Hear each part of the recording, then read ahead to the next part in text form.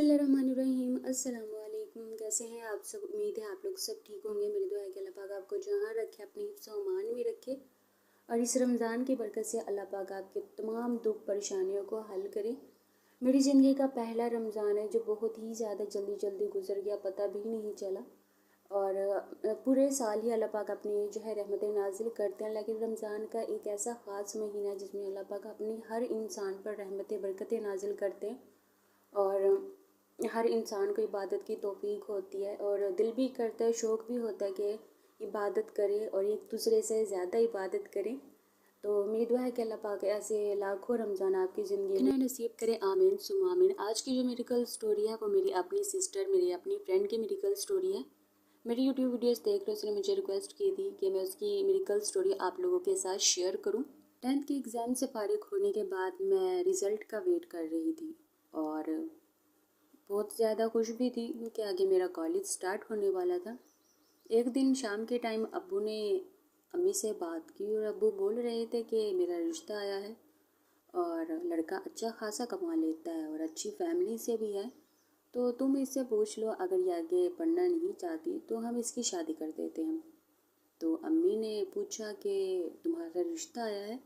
तो मैंने कहा कि अम्मी मैं अभी शादी नहीं करना चाहती क्योंकि मैं आगे पढ़ना चाहती हूँ, तो आप रिश्ते से इनकार कर दें। अम्मी ने कहा ठीक है।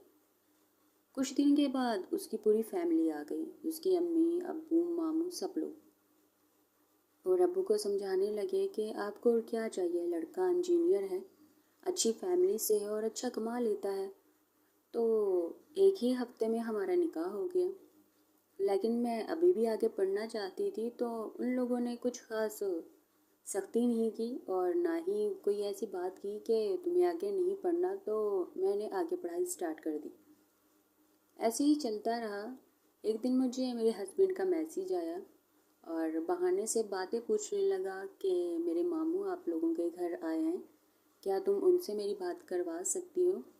तो मैंने उन्हें कहा कि आप बहाने से मुझे मैसेज मत किया करें। तो उसने मुझे मैसेज करना बंद कर दिया। लेकिन फिर उसने मेरी अम्मी से बात की और कहा कि वो मुझसे बात ही नहीं करती।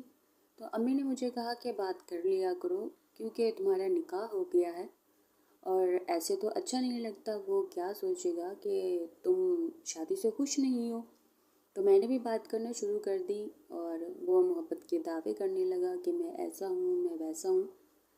और हमारी शादी की डेट भी फिक्स हो गई। शादी से कुछ दिन पहले पता चला कि वो पहले ही शादीशुदा था और अपनी बीवी को मारता भी था और हमें इस चीज़ के बारे में कोई इल्म नहीं था।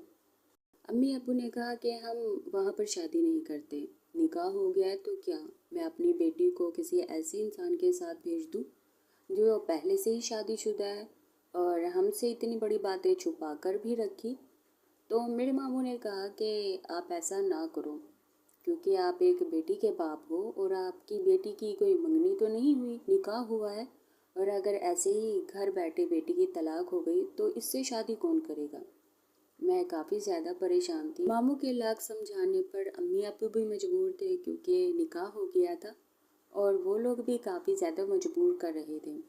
तो अब्बू ने कहा कि मैं अपनी बेटी का हाथ आप लोगों को तब दूंगा अगर आप लोग मेरी बेटी के नाम अपना घर या ज़मीन करा दें, ताकि मुझे गारंटी हो कि आप मेरी बेटी के साथ कुछ नहीं करेंगे या मेरी बेटी को तलाक नहीं देंगे और उसे खुश भी रखेंगे। तो इस बात पर वो भी नहीं मान रहे थे। उसके घर वाले हमारे घर आए, काफ़ी ज़्यादा तमाशा भी हुआ और मज़े की बात ये थी कि इस तमाशे से दूसरे दिन मेरी शादी भी थी और शादी का दिन आ गया। उसकी फैमिली मेरी फैमिली पर काफ़ी ज़्यादा गुस्सा भी थी क्योंकि मेरे अब्बू ने घर नाम करवाने की डिमांड जो की थी। खैर मेरी रुखसती हो गई और मैं अब अपने ससुराल आ गई थी। घर भी काफ़ी ज़्यादा खूबसूरत था, लोग भी ठीक थे और मेरा हस्बैंड मुझे अपने साथ इस्लामाबाद लेकर चला गया और 1 मंथ हम वहाँ पर रहे और फिर घर वापस आ गए। मेरे हस्बैंड ने मुझे कहा कि तुम अब अम्मी के साथ रहा करो क्योंकि मैं तो घर लेट आता हूँ और तुम अकेले पीछे क्या करोगे। तो मैंने कहा कि नहीं, मुझे तो आपके साथ ही रहना है। कहा नहीं, मैं चक्कर लगाता रहूँगा घर, तुम अम्मी के साथ ही रहो। मैंने कहा ठीक है।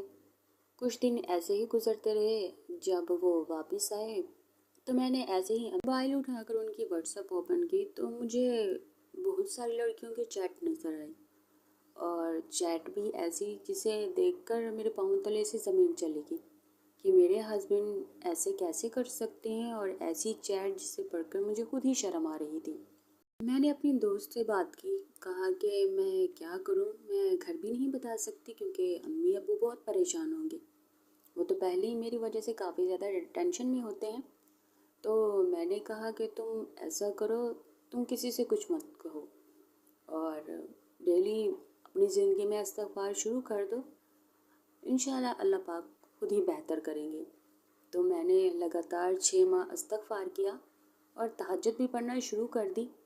آہستہ آہستہ میرے ہسبینڈ کافی زیادہ چینج ہونے لگے، میری بات بھی سنتے تھے اور پہلے کی طرح ڈانٹ بھی نہیں دیتے تھے کسی کے سامنے بھی۔